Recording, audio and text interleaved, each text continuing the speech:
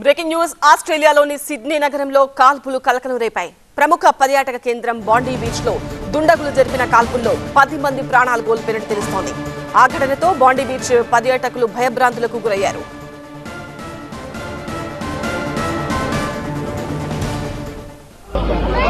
ఆదివారం కావడంతో బీచ్ లో పర్యాటకులు స్థానికులు పెద్ద సంఖ్యలో సేద తీరుతున్నారు.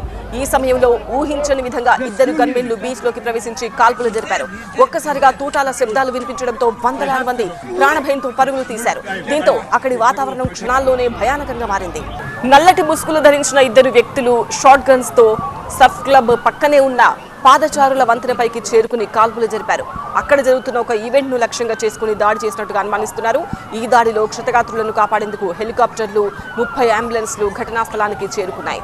బీచ్ లోకి చొరబడ్డ దుండగులు విచ్చలవిడిగా కాల్పులు జరుపుతున్న వేళ ఒక స్థానికుడు వారిని అడ్డుకున్నాడు.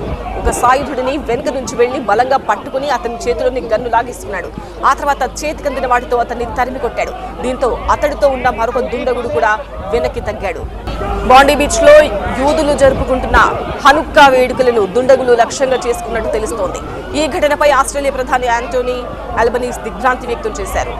ఆస్ట్రేలియా సిడ్నీలోని బాండీ బీచ్ లో ఒక్కసారిగా దుండగులు జరిపిన కాల్పులతో అక్కడున్న పర్యాటకులంతా కూడా ఎక్కడి వాళ్ళు అక్కడ పరుగులు తీశారు. భయానక పరిస్థితి కనిపించింది. అక్కడ ఆస్ట్రేలియా సిడ్నీలో చాలా ఫేమస్ బీచ్ ఇది.